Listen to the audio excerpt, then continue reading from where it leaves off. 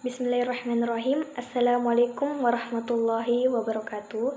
Perkenalkan, nama saya Sulistina dari program studi farmasi kelas C dengan nomor induk 2025111072. Di sini saya akan mempresentasikan 4 topik, yaitu ada antibiotik, antiseptik, disinfektan, dan preservatif atau pengawet. Nah, yang pertama saya akan bahas di sini yaitu antibiotik. Di sini ada sejarah ditemukannya antibiotik. Antibiotik awalnya ditemukan oleh Alexander Fleming pada tahun 1928 dan dinamakan penisilin G. Awalnya, secara tidak sengaja, kapang tumbuh di sediaan bakteri pada cawan Petri yang lupa dibersihkan. Di bagian tumbuhnya kapang itu, bakteri tidak ada yang berkembang. Kondisi ini menstimulasikan Alexander melakukan penelitian dan dari sanalah ditemukannya antibiotik.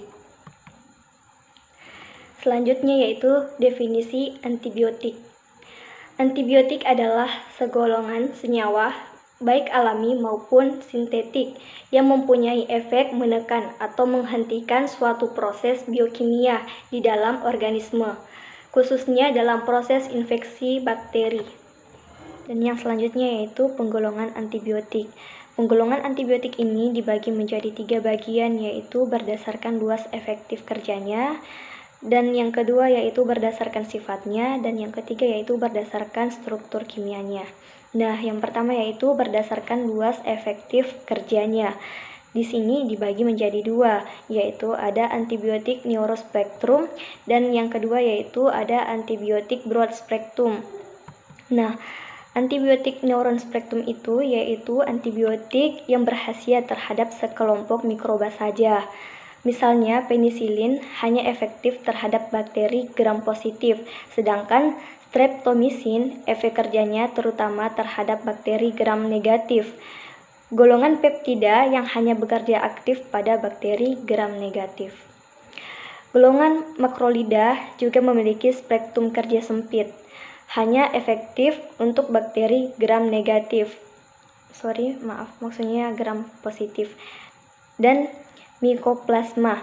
Sediaan antibiotik ini relatif jarang ditemukan. Biasanya antibiotik ini diformulasikan berkombinasi dengan antibiotik lain sehingga memiliki spektrum yang lebih luas. Dan yang selanjutnya yaitu ada antibiotik broad spectrum, yaitu antibiotik yang berkhasiat baik terhadap bakteri gram positif maupun gram negatif. Sebagai contohnya adalah tetrasiklin dan klorapenikol. Antibiotik ini memiliki kemampuan membunuh beberapa macam bakteri, yaitu bakteri gram positif sekaligus gram negatif, dan juga Mycoplasma serta protozoa. Antibiotik broad spectrum biasanya digunakan pada saat gejala ayam sakit, belum spesifik atau sebagai upaya pencegahan serangan penyakit. Pada saat kondisi kandang tidak nyaman, ayam yang terserang komplikasi beberapa jenis bakteri juga bisa diatasi dengan pemberian antibiotik dengan spektrum luas ini. Contoh obatnya yaitu fluoroquinolone, ada tetrasiklin, dan sulfonamida.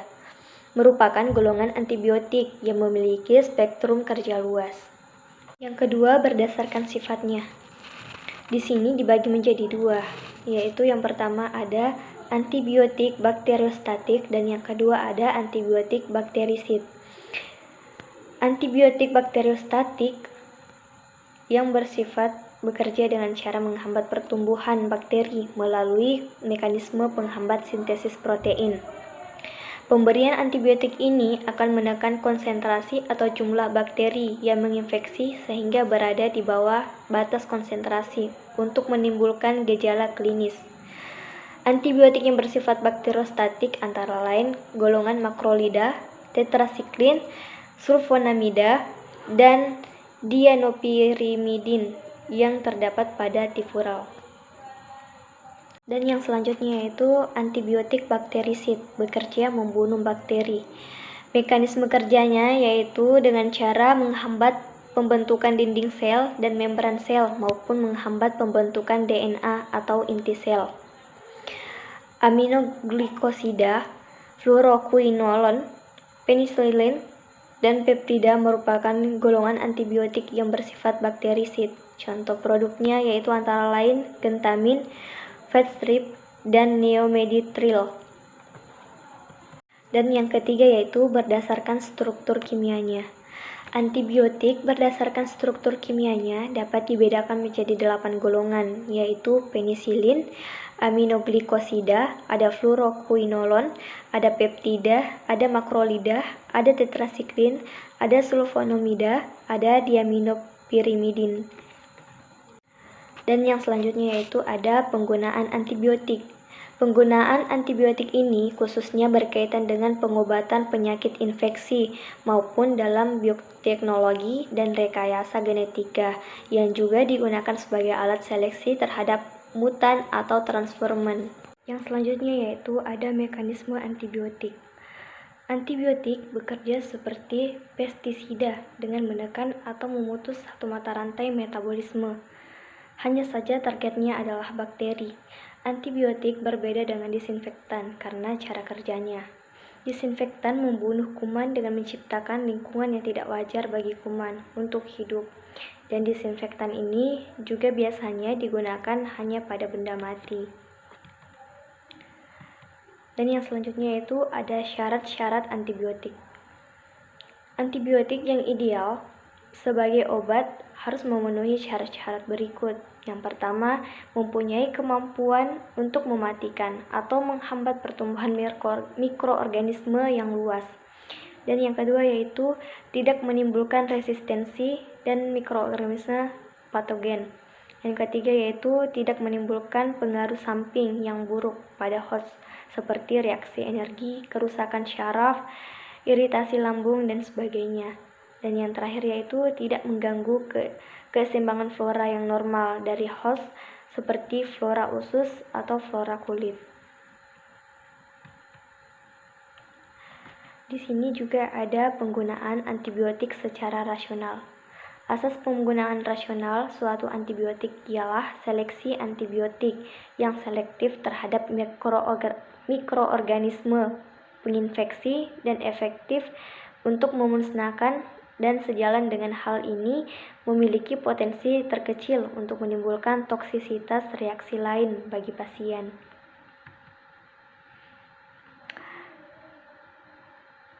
Selanjutnya yaitu untuk mencegah terjadinya resistensi, maka dalam penggunaan antibiotik harus diingat, yaitu yang pertama, tidak menggunakan antibiotik secara sembarangan tanpa mengetahui khasiat dengan pasti. Dan yang kedua yaitu ada antibiotik yang biasa dipakai secara sistemik, tidak boleh dipakai sebagai obat ideal atau topikal. Dan yang ketiga yaitu menggunakan dosis, cara pakai, dan lama pemakaian secara benar pada setiap penyakit infeksi. Dan yang keempat yaitu memakai kombinasi antibiotik untuk meningkatkan khasiatnya. Dan yang terakhir yaitu mengganti antibiotik yang dipakai bila suatu penyakit telah resisten terhadap antibiotik yang diberikan. Materi selanjutnya yaitu antiseptik. Definisi antiseptik adalah bahan yang dapat menghancurkan atau menghambat mikroorganisme yang ada di jaringan hidup tanpa menyebabkan luka pada permukaan tubuh atau jaringan hidup tersebut. Di sini juga ada syarat ketentuan antiseptik, yaitu yang pertama, bekerja dengan baik dalam waktu singkat. Yang kedua, berspektrum luas atau dapat digunakan untuk semua jenis mikroorganisme. Dan yang ketiga, ditoleransi dengan baik oleh kulit. Dan yang keempat, ada mukosa dan luka. Dan yang kelima yaitu bekerja dalam waktu lama. Dan yang keenam itu toksisitas rendah. Yang terakhir yaitu bau tidak mengganggu. Mekanisme kerja antiseptik. Cara kerja antiseptik antara lain merusak lemak pada membran sel bakteri atau dengan cara menghambat salah satu kerja enzim pada bakteri yang berperan dalam biosintesis asam lemak. Dan yang selanjutnya yaitu faktor-faktor yang mempengaruhi kerja antiseptik. yaitu yang pertama konsentrasi, waktu kontak, pH, jenis mikroorganisme, luas area terkontaminasi, selanjutnya yaitu bahan organik, dan yang terakhir yaitu formulasi. Materi selanjutnya yaitu tentang disinfektan. Di sini definisi disinfektan adalah bahan kimia yang dapat menghancurkan atau menghambat pertumbuhan mikroorganisme berbahaya sehingga mikroorganisme tersebut tidak dapat berkembang dan inaktif. Disinfektan tidak membunuh seluruh organisme, tetapi mengurangi kuman atau mikroorganisme pada level tertentu sehingga tidak dapat menyebabkan gangguan kesehatan atau pembusukan. Disinfektan ini dilakukan pada benda mati dan bagian permukaan dengan tujuan mencegah dan mengontrol infeksi. Dan yang selanjutnya yaitu ada syarat-syarat ketentuan disinfektan. Yang pertama, bekerja dengan baik dalam waktu singkat. Yang kedua, berspektrum luas atau dapat digunakan untuk semua jenis mikroorganisme. Dan yang ketiga yaitu ditoleransi dengan baik oleh kulit, mukosa, dan luka. Dan yang keempat itu bekerja dalam waktu lama. Dan yang kelima, toksisitas rendah. Dan yang terakhir yaitu bau tidak mengganggu. Dan yang selanjutnya yaitu ada mekanisme disinfektan. Mekanisme kerja disinfektan terhadap mikroorganisme berbeda-beda. Misalnya saja dengan mendehidrasi atau mengeringkan bakteri, mengoksidasi sel bakteri, mengoagulasi atau penggumpalan cairan di sekitar bakteri, atau meracuni sel bakteri. Di sini juga ada faktor-faktor yang mempengaruhi disinfektan, yaitu yang pertama konsentrasi, waktu kontak, pH, ada jenis mikroorganisme, ada luas area terkontaminasi, dan ada bahan organik dan formulasi. Materi terakhir yaitu preservatif. Definisi preservatif adalah bahan tambahan pangan yang dapat mencegah atau menghambat proses fermentasi, pengasaman, atau penguraian lainnya terhadap makanan yang disebabkan oleh aktivitas mikroorganisme. Dan yang selanjutnya yaitu ada syarat-syarat preservatif, yaitu yang pertama, bekerja menghambat dan mematikan mikroorganisme, dan yang kedua yaitu tidak boleh merangsang rasa dan bau, dan yang ketiga ada stabil secara fisik dan kimia, dan yang keempat dapat bekerja lama, dan yang kelima itu tidak boleh mengurangi khasiat makanan, mudah didapat, dan selanjutnya itu bersifat efektif dalam jumlah kecil, dan yang terakhir yaitu tidak boleh terurai dalam tubuh. Dan yang selanjutnya yaitu ada mekanisme preservatif. Mekanismenya yaitu berupa larutan garam natrium klorida dan gula yang digunakan sebagai pengawet, seharusnya lebih pekat daripada sitoplasma dalam sel mikroorganisme. Oleh sebab itu, air akan keluar dalam sel dan sel menjadi kering atau mengalami dehidrasi.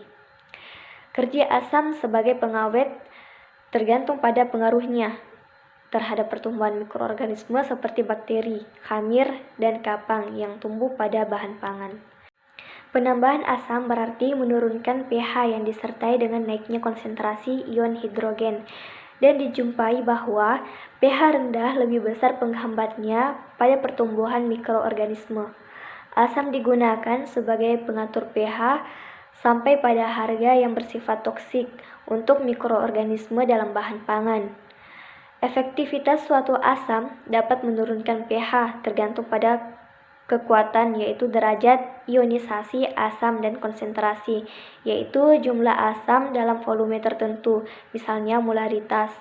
Jadi, asam kuat lebih efektif dalam menurunkan pH apabila dibandingkan dengan asam lemah yang berkonsentrasi yang sama. Di sini juga terdapat faktor-faktor yang mempengaruhi efektivitas preservatif, yaitu yang pertama konsentrasi bahan pengawet, yang kedua itu pH, dan yang ketiga lama penyimpanan. Dan hanya ini yang bisa saya sampaikan. Semoga bermanfaat untuk kita semua. Kurang dan lebihnya mohon dimaafkan. Wabillahi taufiq wal hidayah. Wassalamualaikum warahmatullahi wabarakatuh.